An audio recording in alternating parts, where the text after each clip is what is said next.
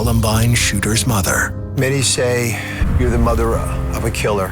Is that fair? Sue Klebold. Were you ever scared of Dylan? Her biggest regret. Do you think you were a good mother to Dylan? Could she have prevented the Columbine tragedy? Something went wrong in his thinking. Sue Klebold, what you haven't heard. If Dylan was sitting in my seat, what would you want him to hear? Coming up next. Today, a special edition of our show, Columbine, a word that is synonymous with a tragic wave of school shootings that continue to plague our nation. Columbine may still be the most notorious of them all, thanks to the meticulous and cold-blooded planning by Dylan Klebold and Eric Harris. Imagine being the parent of one of those shooters.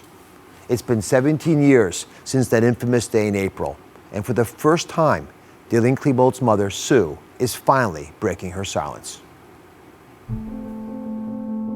This is a photograph of Dylan Klebold. At the time, he was 17 years old.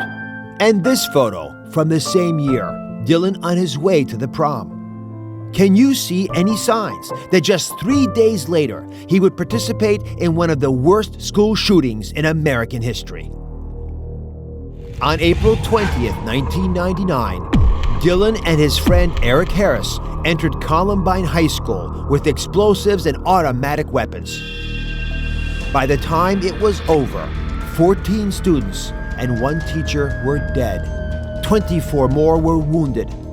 Dylan and Eric took their own lives. Dylan and Eric's murder-suicide left their families, their community, and the world with profound questions we still struggle to answer. How could this happen? What was going on in the minds of these young men who killed? Could anything have been done to stop it? Dylan's mother, Sue Klebold, has been on a 17-year journey in search of answers. A long, painful quest leading to the publication of her book, A Mother's Reckoning.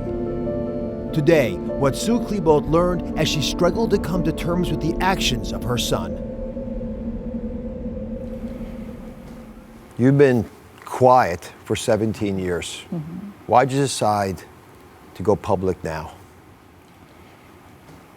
Well, the tragedy was so horrendous.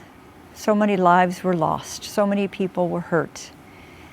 And from the very beginning, I didn't understand really what had happened, what my son's role in it was. Mm-hmm. It took a very long time to even understand his role in the tragedy. It took additional time for me to process that, to get through it, to do a lot of personal work around the loss. Mm-hmm.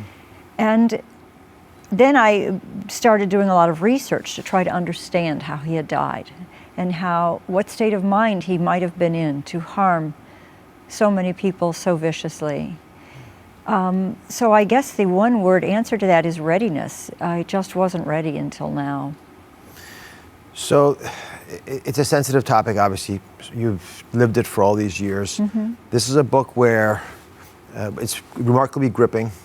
I stayed up literally most of the evening trying to absorb the information that was so important in it. Mm-hmm. And I don't think I'll ever forget some of the lessons you shared, mm-hmm. many of which we'll cover. Mm-hmm. But you're not making money from the book. Correct. You're donating all the proceeds to mental health mm-hmm. work. All my share. All yes. your share. Mm-hmm. Of the profits. Mm-hmm.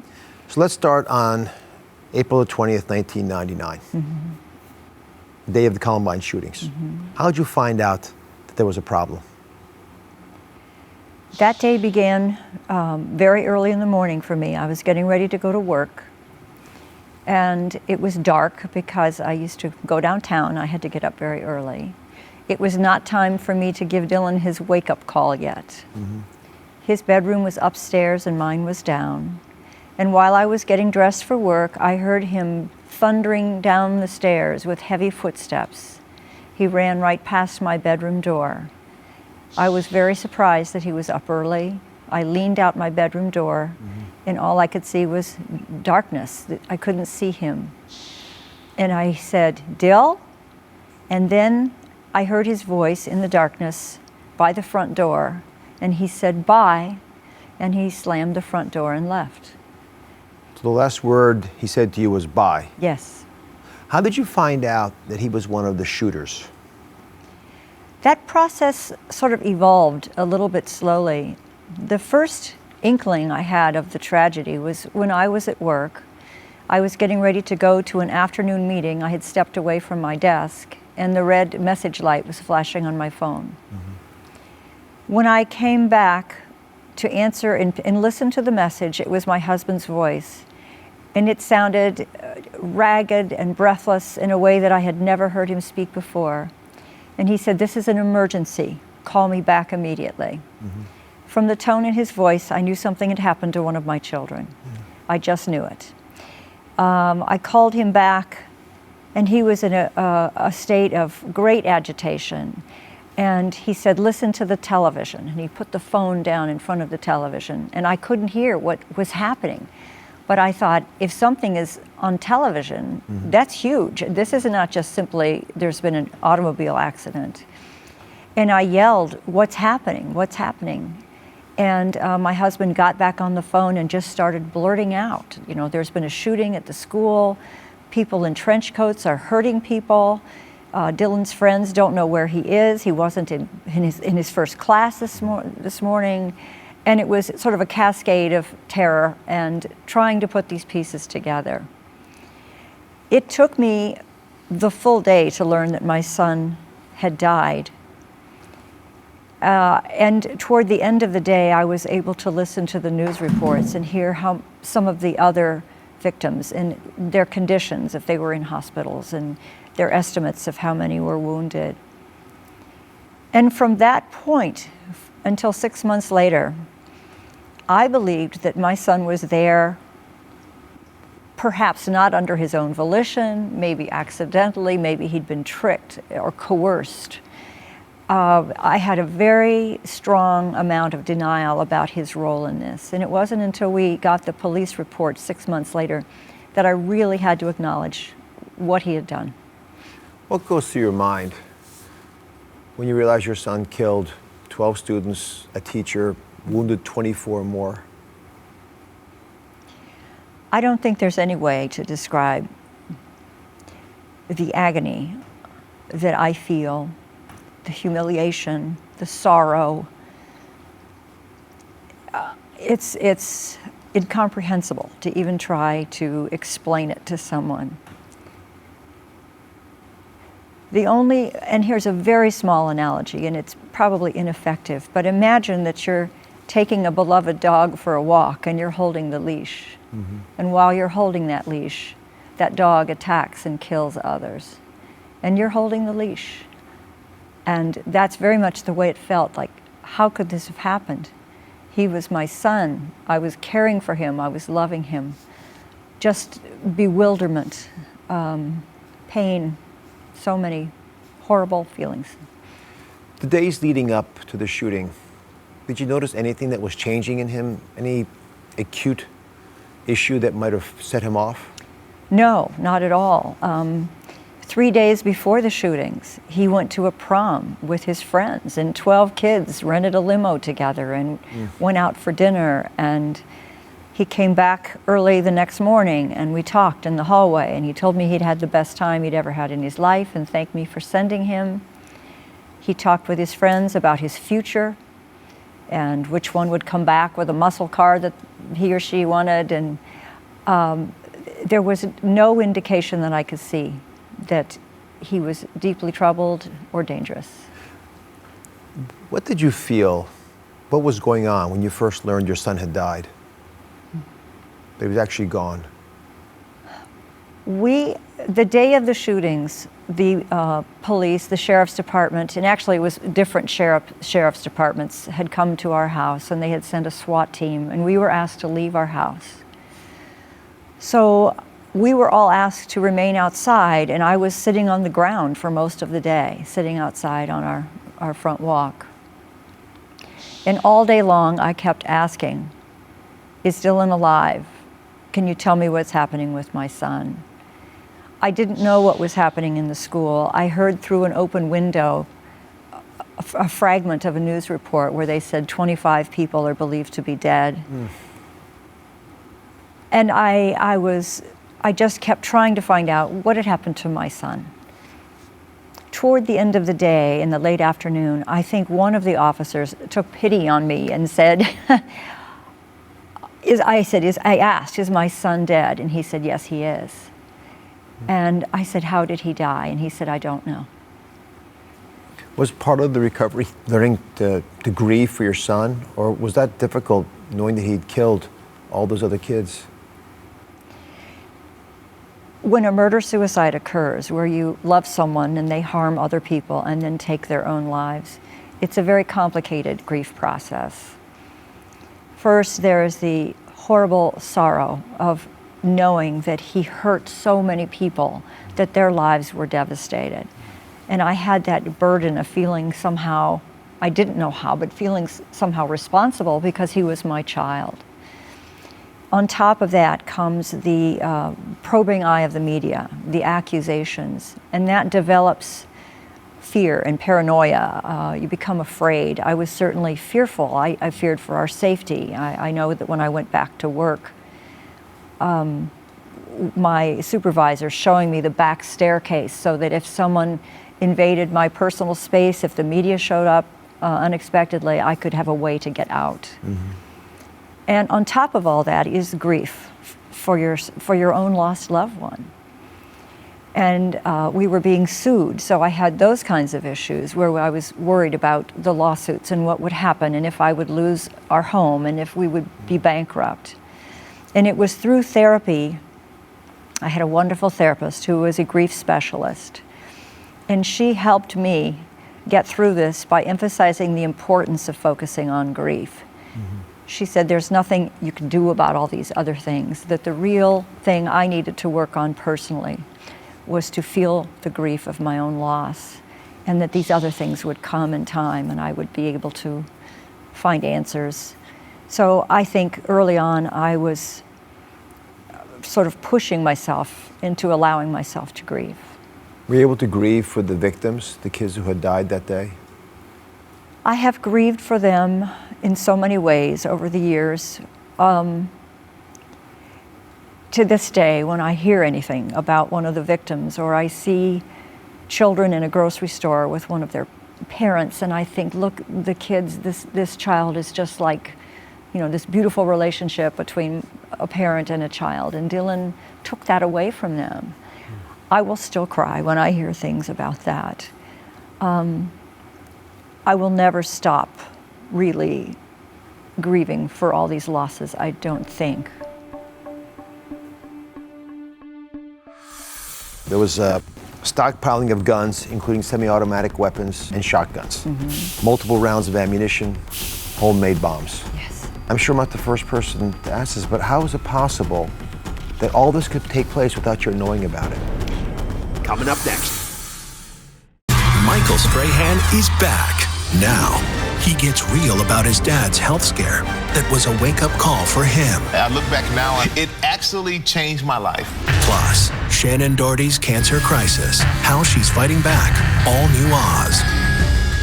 That's coming up tomorrow. Every piece of evidence from the Columbine High School shooting is in this building.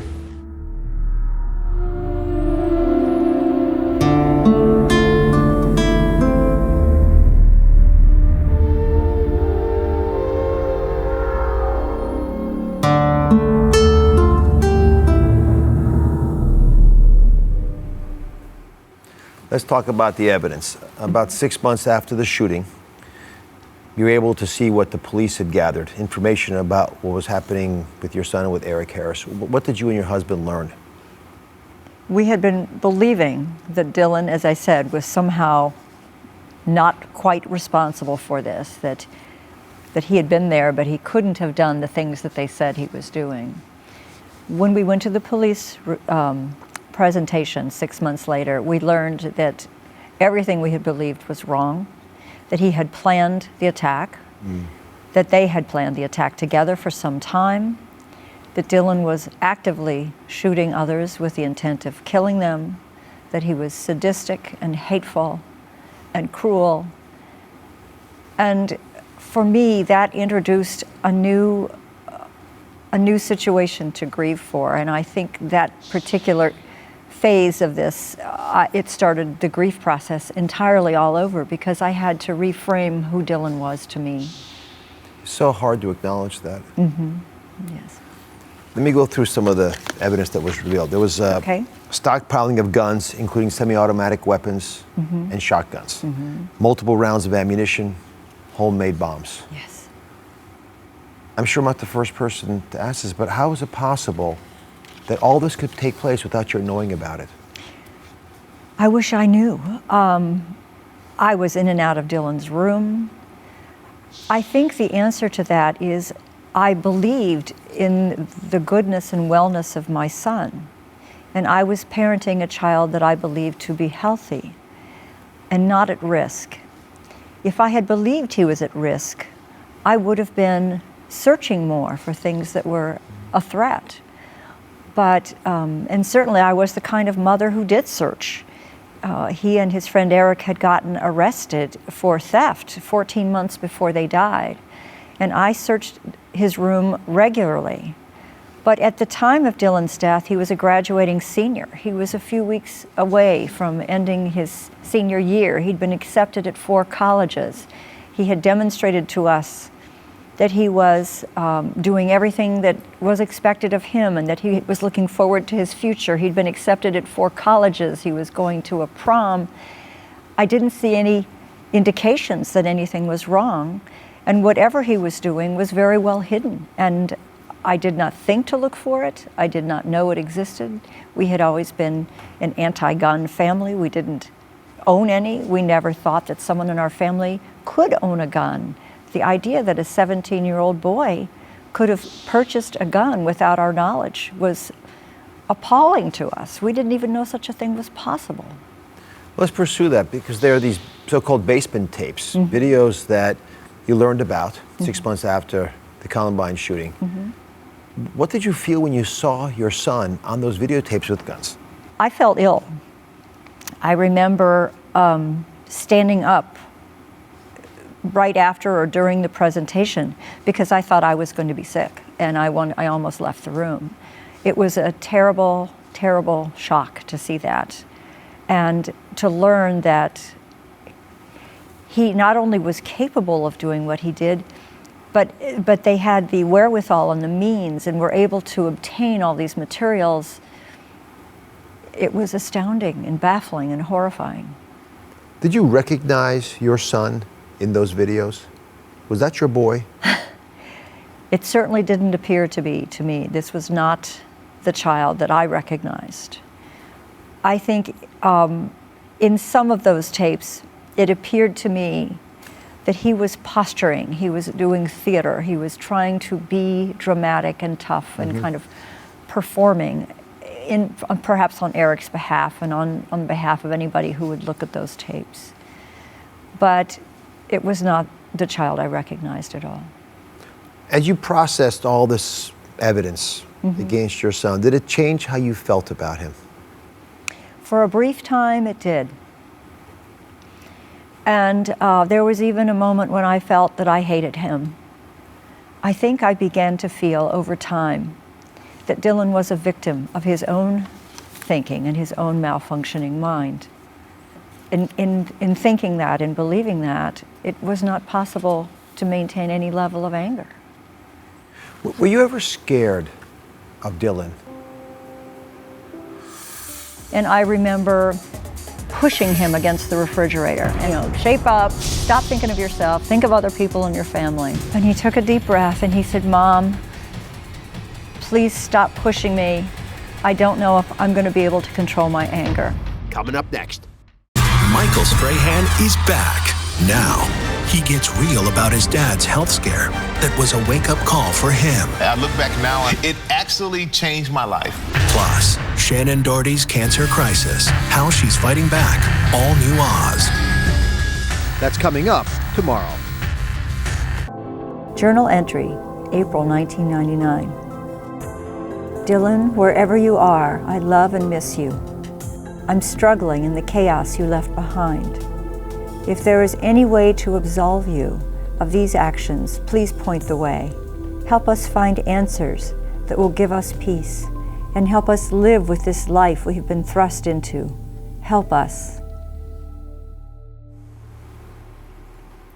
Were you ever scared of Dylan? You know, I was never afraid of Dylan.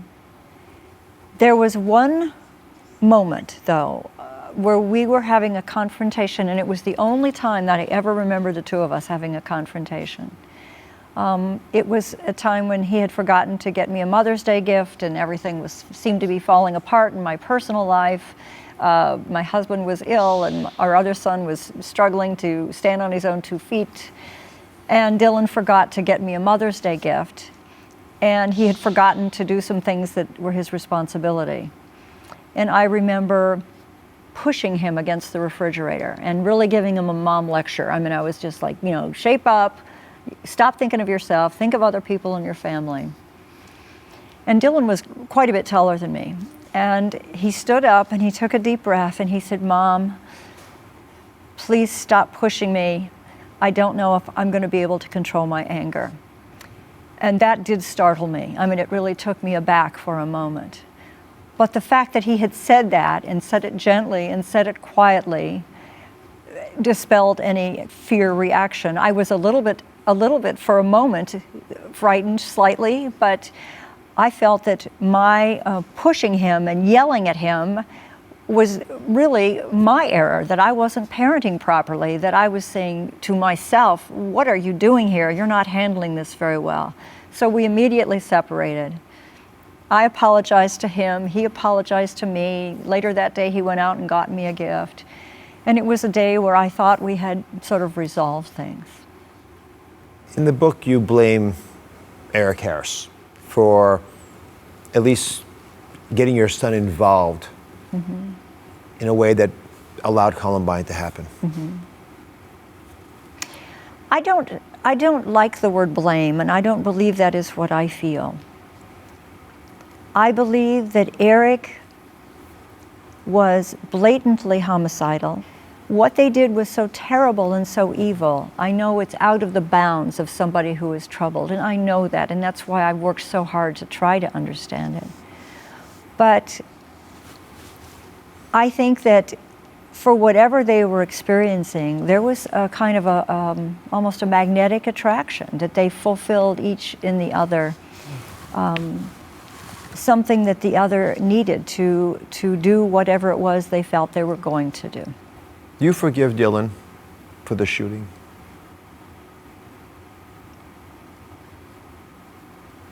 It is a very difficult question to answer because I understand the sensitivity of that answer. By loving and forgiving my son, I know that that aligns me with someone who was a killer. In my mind, Dylan, something went wrong in his thinking. We could see a full 2 years before this happened that he was having suicidal thoughts and feelings. They were not treated. They got worse and worse. And I feel that Dylan was a victim of his own disorder, of what was going on in his mind. So forgiveness isn't even really a piece of this. Do you still love Dylan? Absolutely. Every minute, every day. He's with me every minute.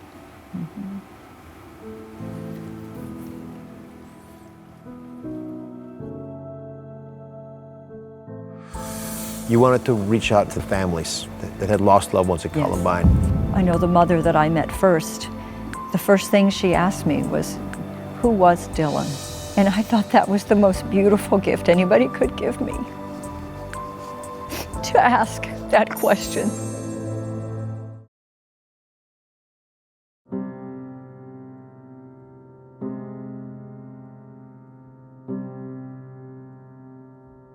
Tom's words sound like a jackhammer to me, even those uttered most quietly. His thoughts are never aligned with mine. They always come from far away, and they're totally foreign to my thinking. There was so much anger and hostility directed towards you after the Columbine shooting. What was it like to go to Littleton, Colorado, to home, and live there. What were the sentiments to your family after the massacre? I thought a lot about that. I gave it serious consideration. But what I ultimately decided was that I needed to be near my support system. I couldn't imagine that anything could happen in my life that would instantly overnight make me hate it. And it was very difficult and very traumatic. I would go into a doctor's office and just pray that they didn't call my name out loud because I didn't want anyone to know who I was. Why did you stay? Why not leave? Why not change your name, change your country?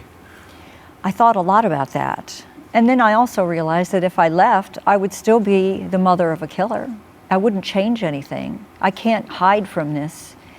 And so I tried to embrace it and learn from it and accept it and see where this journey took me. Coping with Columbine put tremendous stress on all your relationships, but perhaps most importantly on your marriage. I'd love to understand how you and your husband coped, or didn't. We each coped in our own way. We grieve differently. My tendency is to be more extroverted, to seek out other fellow survivors of loss, to sort of get shoulder to shoulder with people who want to do something and make a difference. My husband is much more introverted. And I think my activity level, my reaching out, was difficult for him. And I think his withdrawal and his tendency to want a quiet and peaceful life, not dealing with this constantly, was difficult for me. And the way I sort of summarized this, is sort of, he's perceiving me to be grieving incorrectly because I'm wallowing in it, and I sort of viewed that what he was doing was incorrect because he was in denial. And that was sort of, that wasn't really true for either of us, but that's the way I think it sort of felt for both of us. You described yourselves as being on roller coasters. It was a roller coaster. But different ones. Yes, we were on two different rides, yes. And we were never in the same place at the same time, and that was one of the difficult things. When you're having a down day and you feel sad, you want someone to appreciate that sadness, give you the space for that sadness and feel it with you. Or, it always seemed that one of us would be sad, the other would be angry, or vice versa. And it was stressful to always try to find a balance in this relationship when we were just wildly fluctuating through all kinds of emotions. So the marriage did not survive. That is correct. What does Tom think about what you're doing now, writing this book? And I don't want to say what Tom is thinking because I don't know what Tom is thinking. I can only say that my writing the book was difficult for him. Early on, you and your husband differed on how you wanted to address the families that had lost loved ones at Columbine. You wanted to reach out and write to them. He felt the opposite. How did you reconcile that? What did you want to say to them that was so important?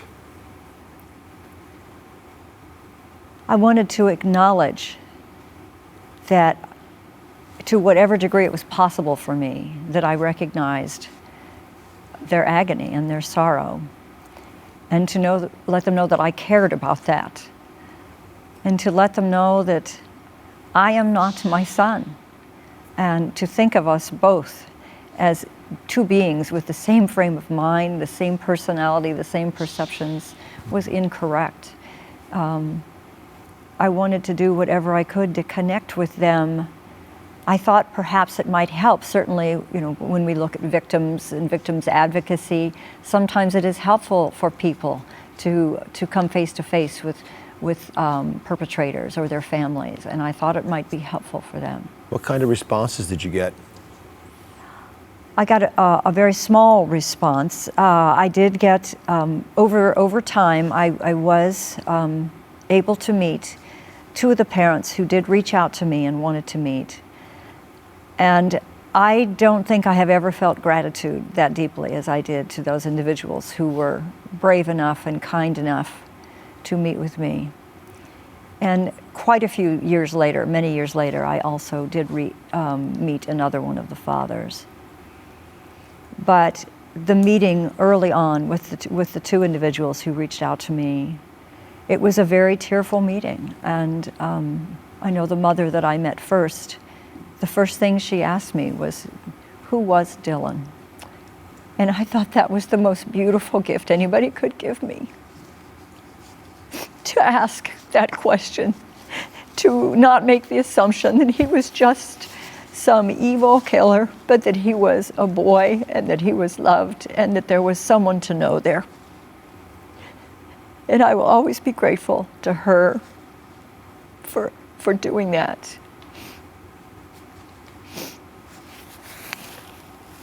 Did you grieve for her child and the others? Of course. Of course I did. I didn't know them, but I think of them always. I still think of them. They are always in my mind. And to me, you know, the strongest love that I can identify is the love between a parent and a child.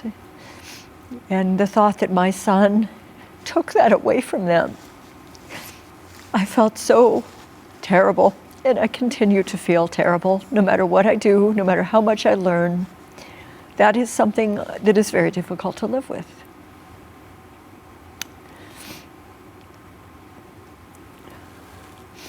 Many say that you're the mother of a killer. Yes. Is that fair? It is true. I don't know if it's fair or not, but it's true. It's something I've had to come to grips with. He was a killer.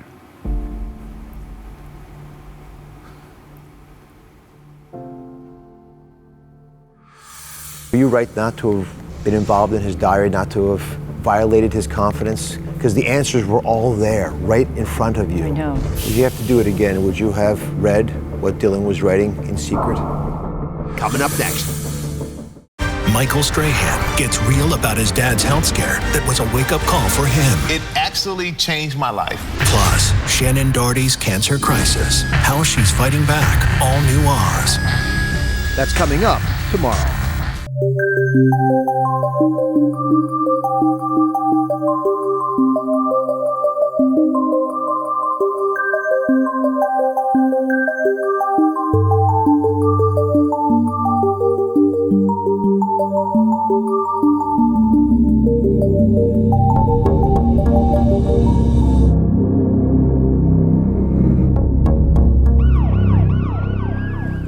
Let's talk about Dylan's state of mind. You make a note in the book that you never wanted to read Dylan's writings, his diary. Mm-hmm.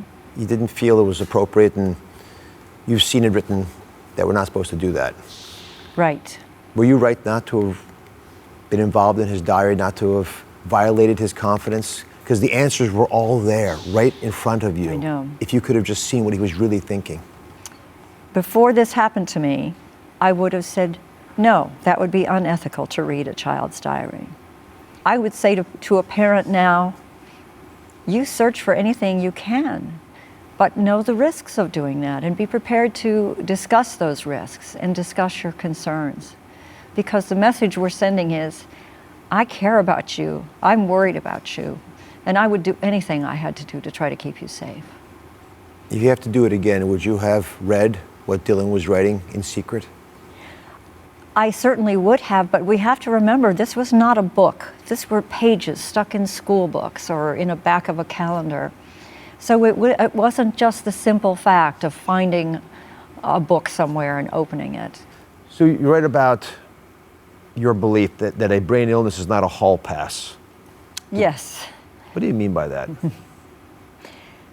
I don't want anyone to think that I'm excusing what Dylan did, like, oh, he couldn't help it, he was sick. It's not quite, I understand that that's kind of a ridiculous statement. That's what I meant by that certainly whatever was in Dylan that caused him to be violent, I'm sure there were medical factors, but I'm sure there were others as well. And as a mother, a very important insight you offer is that love is not enough. That is one of the most important things I believe that I learned from this entire experience. That if someone does have a brain illness, if someone is not well, you can love them, you can tell them you love them, you can believe that your love is protective, But you can't love away illness. If someone is truly ill, they need help. They need professional help. And I believed that my love was protective. And I think certainly when it comes to mental illnesses especially, we tend to believe that our loving them alone will fix things and will make things right. And it doesn't, necessarily.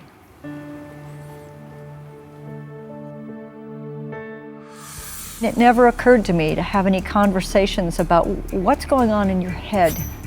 I never had a conversation like that with Dylan. I so deeply regret that I did not. So if Dylan was sitting in my seat right now, what would you want him to hear? Coming up next.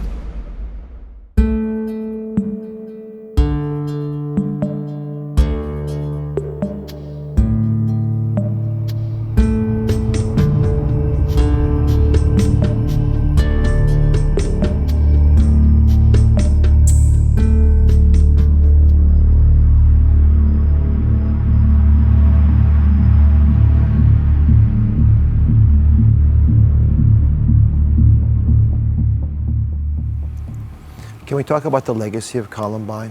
Mm-hmm. Yeah. As you struggle to make sense of this, do you feel any responsibility for these copycat school shootings? As a survivor of a child who died by suicide, I feel responsible in many ways for not saving his life. But I don't feel responsible for intensifying the level of violence. And that's a difficult thing, again, for some people to hear. But, you know, I did not raise my son to be a violent person. I did everything I knew how to do to keep him safe and happy and make him a good citizen. And I certainly have not tried to make the Columbine incident something that would be copied. You write in the book about Tom forcing the kids to get dressed for church, about making sure that he kept his room clean, or he was a good boy. Mm-hmm. And yet you point out that you never monitored his brain health, which you say is the single biggest regret of your life. Absolutely. And again, 17 years ago, this had not happened, and I don't think anything about depression was widely known, and teen depression. But if you had monitored his brain health, could you have prevented the Columbine shooting? I believe that yes, I could have. If I had had the knowledge and the information and the ability to somehow capture the level of Dylan's despair, I don't know if I could have prevented a shooting in which Eric was involved, but I certainly believe that Dylan would not have been there that day to take part in it. So if Dylan was sitting in my seat right now, what would you want him to hear? I think I'd want him to hear how I've used these last 17 years to say, I'm sorry, I didn't know. And to try to find whatever answers I can and to share them. And to encourage people to realize that what goes on behind the face is very different from what you think you're seeing. It can be very different, and to be very mindful of that. We teach our children, and I certainly did, every way to keep themselves safe. I mean, what do we teach them? How to cross the street, don't drink and drive, use condoms, just all these things. And it never occurred to me to have any conversations about what's going on in your head. How do you perceive life? Do you feel sometimes that you'd rather not be here? I never had a conversation like that with Dylan. And I so deeply regret that I did not. Do you think Dylan had any idea how much he would hurt you? I think he had no idea whatsoever. Dylan had no idea what this would do to so many of us. I don't think he did.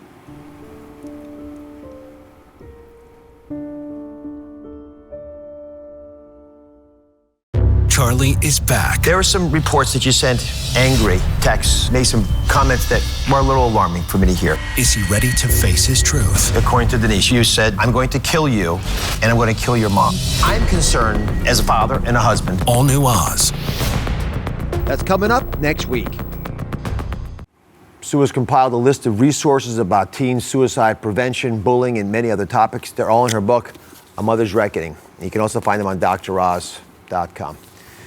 So if you decide to never speak about this tragedy ever again, what would you want everyone in America to know, to take away from this conversation?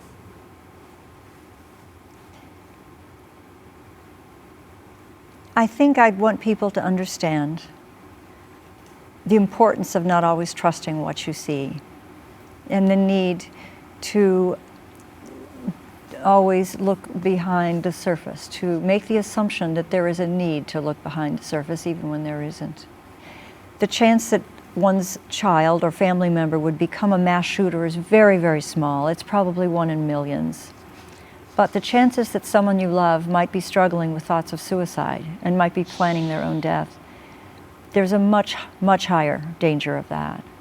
And I think I want to raise awareness about that for people to know that suicide is the second leading cause of death for youth. And we have to open our eyes and do something about this.